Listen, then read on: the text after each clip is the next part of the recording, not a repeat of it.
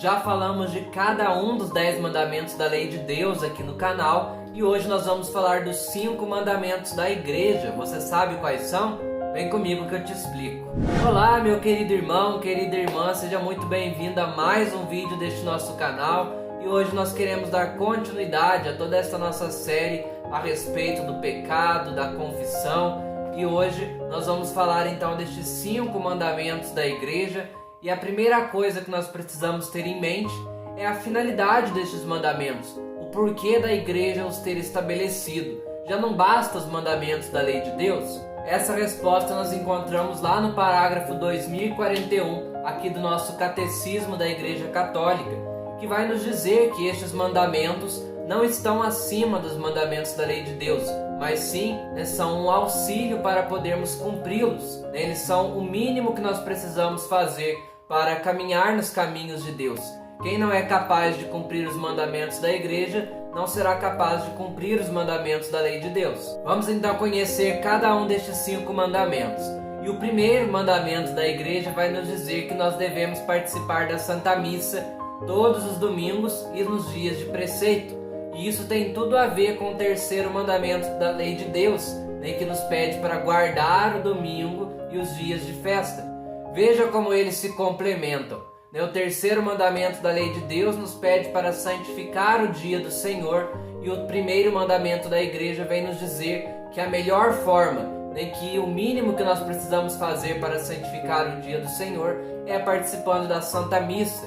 Só para refrescar a memória, a maioria dos dias de preceito aqui no Brasil é transferido para o domingo, já coincidindo com o preceito dominical. Porém, fora esses dias, existem ainda 4 datas que nós precisamos observar. Dia 1º de janeiro, na solenidade de Santa Maria Mãe de Deus, Corpus Christi, o dia 8 de dezembro, que é a solenidade da Imaculada Conceição, e o dia 25 de dezembro, que é o Natal do Senhor.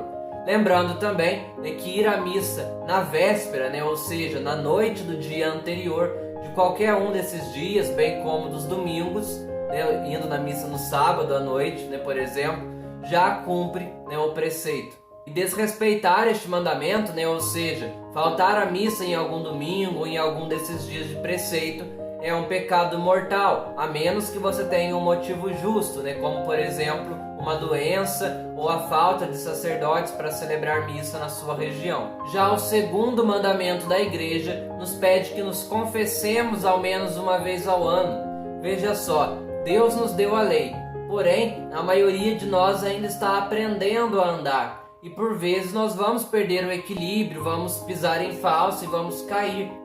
Mas aqui está o mais bonito. Deus é Pai, e como um bom pai que ao ver que o filho caiu tentando aprender a andar, não fica bravo, mas o levanta e o anima a tentar de novo, Deus da mesma forma, ao ver que nós caímos no pecado, mas vendo também que em nosso coração está esse desejo de aprender a andar, esse desejo de caminhar nos caminhos corretos, também não fica bravo. Muito pelo contrário, ele vem ao nosso encontro, vem até nós através da confissão, nos perdoa e nos dá uma nova chance de acertar. A confissão é também um pré-requisito para receber a Eucaristia. É ela que vai purificar o nosso coração para fazer dele uma morada mais digna para Jesus habitar.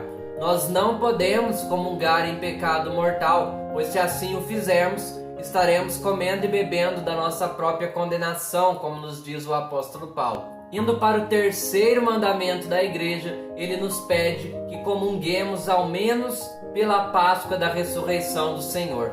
A Páscoa é o centro e ápice da nossa fé, é a celebração mais importante, em torno da qual gira todo o ano litúrgico, todas as outras celebrações da igreja.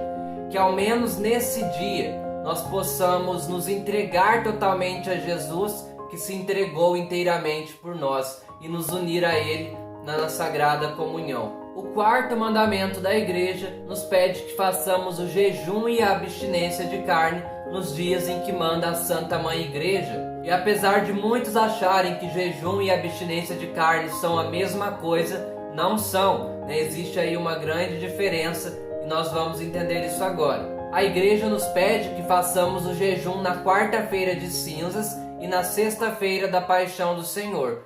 E esse jejum consiste em fazermos apenas uma refeição completa, ou seja, apenas uma refeição, né, que seja ali capaz de nos saciar.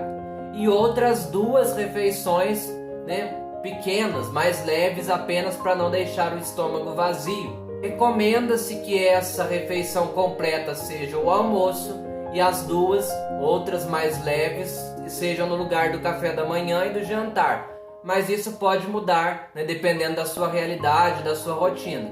Estão obrigados a esse jejum todos os católicos, né, a partir dos 18 anos completos até os 59 anos completos, estando dispensados todos aqueles que, por razão de saúde ou trabalho, não podem cumprir com esse jejum. Esse é o jejum que a igreja nos recomenda, né? O jejum eclesiástico, é o mais simples, mas existem outros, né, mais rigorosos que você pode fazer se você quiser e a sua saúde permitir. Enquanto que no jejum a gente se abstém de qualquer tipo de alimento por um determinado tempo, né, a abstinência de carne é simplesmente deixar de comer a carne, né, por um determinado tempo também. E a igreja nos pede que nós façamos essa abstinência de carne nesses mesmos 2 dias, né, do jejum, ou seja, na quarta-feira de cinzas e na sexta-feira santa, nós fazemos tanto o jejum quanto a abstinência de carne. Mas não somente, essa abstinência de carne se estende para todas as sextas-feiras do ano, exceto quando for uma solenidade, sendo permitido nesses dias comer carne de peixe e frutos do mar, não por uma razão simbólica, mas pelo simples fato que essas carnes, né, esses alimentos, não trazem tanta sensação de saciedade, sendo mais próprios para esses dias de penitência. E atenção, esses são dias de penitência, é por isso que nós deixamos de comer carne, por isso que nós fazemos o jejum. Não é adequado nós fazermos como vemos por aí, em que se troca nesses dias a carne muitas vezes por coisas muito mais chiques, e se faz lá um banquete de bacalhau e coisas desse tipo. Então não é adequado, são dias de penitência. E portanto são dias que nós precisamos estar mais fervorosos ainda na oração. Jejum e abstinência sem oração não é jejum e abstinência, é só uma dieta. E estão obrigados a essa abstinência de carne todas as sextas-feiras do ano, todos os católicos a partir dos 15 anos, estando dispensados também, claro, aqueles que por motivo de saúde e trabalho também não podem cumprir com esse preceito. Mas se você não pode cumprir com a abstinência de carne todas as sextas-feiras, é permitido que você troque essa penitência por algum outro ato de caridade ou de piedade. E chegamos ao 5º e último mandamento da igreja, que nos pede para ajudar a igreja em suas necessidades.